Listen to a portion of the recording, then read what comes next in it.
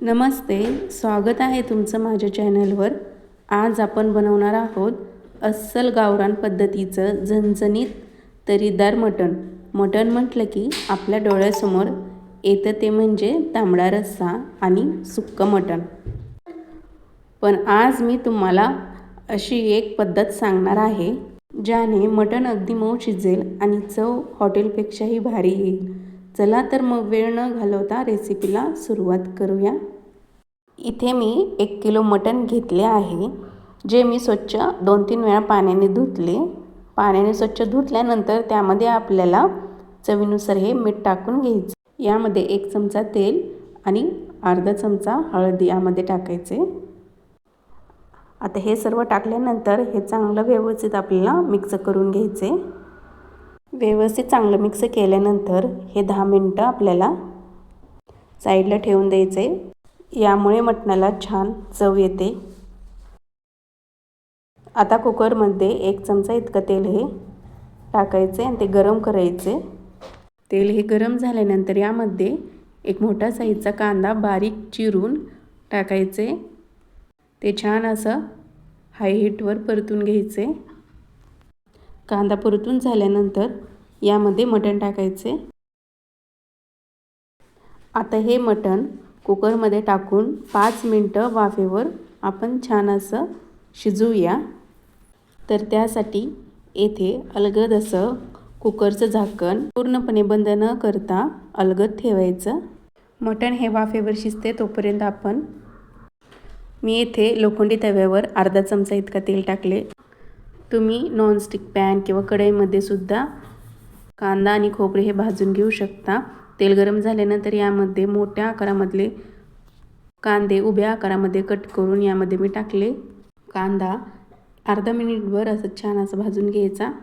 अर्धा मिनिटानंतर यामध्ये खोबरं टाकायचे. मी येथे पाव वाटी खोबरे यामध्ये टाकते. कांदा आणि खोबरं चांगलं तेल सुटेपर्यंत भाजून घ्यायचं. जेवढं चांगलं तुम्ही वाटण भाजाल तेवढी छान तर्री तुमच्या भाजीला येईल. हे पहा, मस्त असं आपण कांदा आणि खोबरे हे भाजून घेतलं. या वेळेमध्ये मटणसुद्धा छान असं वाफेवर शिजले. आता यामध्ये पाणी टाकायचं. मी यामध्ये गरम पाण्याचा वापर करत आहे.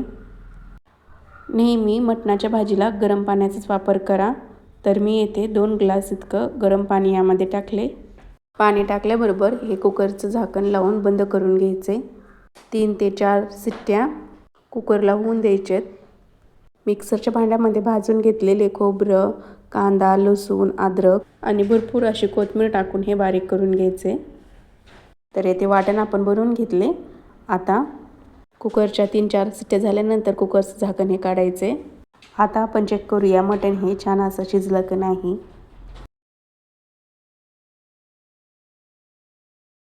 तर येथे 2-3 शिट्ट्यामध्येच मटण हे मऊ असं शिजले.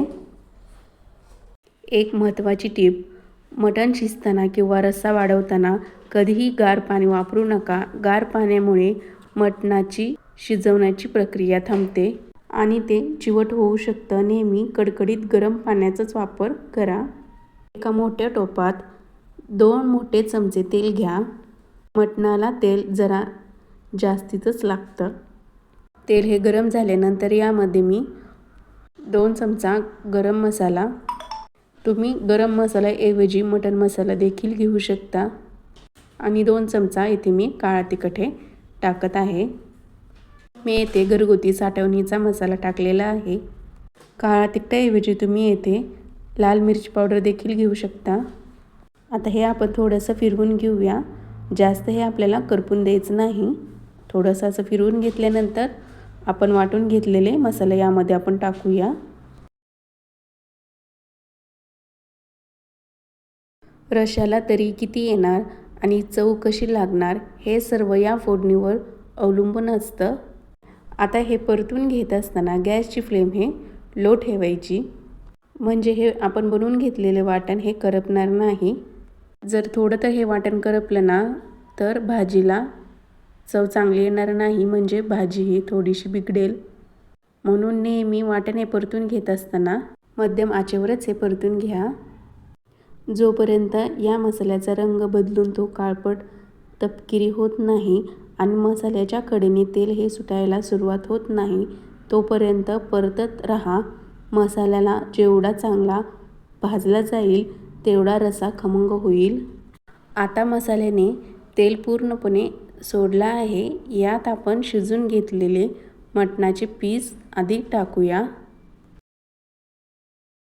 या मटणाचे पीस मसाल्यात 2 मिनिटं व्यवस्थित कोट करून घ्या. यामुळे मसाल्याची चव मटणाच्या आतपर्यंत जाते.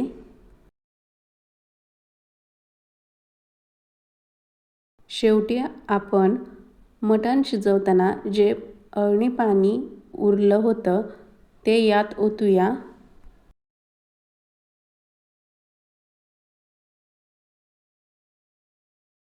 तुम्हाला रस्सा किती हवा आहे त्यानुसार वरून थोडं गरम पाणी वाढवा. पण लक्षात ठेवा, पाणी कडकडीत गरमच असायला हवं. आता आपण रश्श्यामध्ये मटण आणि गरम पाणी मिक्स केले. आता खरा खेळ सुरू होतोय, तो म्हणजे ही भाजी मुरवण्याचा. सुरुवातीला गॅसची फ्लेम मोठी ठेवा जेणेकरून रश्श्याला एक चांगली उकळी येईल. आता तुम्ही बघू शकता जशी उकळी यायला लागली आहे तसं तेलाचं आणि मसाल्याचं मिश्रण वर यायला लागले. यालाच आपण तरी आणि कट म्हणतो. काय सुरेख रंग आला आहे बघा. एक उकळी आली की आता गॅसची फ्लेम एकदम बारीक करायची. ही सर्वात मोठी टीप आहे. जर तुम्ही मोठ्या गॅसवरच भाजी उकळत ठेवली तर रश्श्यातली तरी उडून जाते आणि चवही हवी तशी लागणार नाही. आता या रश्श्याला आपण 5 ते 7 मिनिटं मंद आचेवर सिमर होऊ देऊया. तर मंडळी, खरं आपलं झणझणीत गावरान मटण आणि रस्सा तयार आहे. तुम्ही बघू शकता पीसेस किती मऊ शिजले आणि रश्श्याला काय छान अशी तरी आली आहे. इथे मी ताट सजवलं आहे.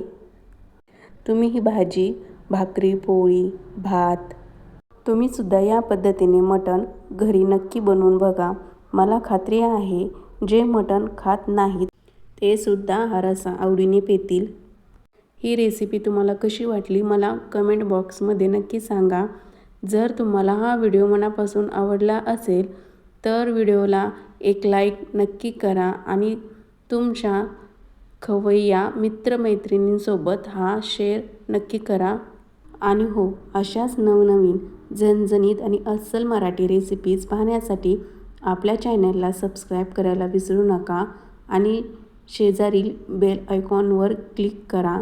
चला तर मग पुन्हा भेटूया अशाच एका चविष्ट रेसिपीसह. तोपर्यंत मस्त खा आणि स्वस्त रहा. धन्यवाद.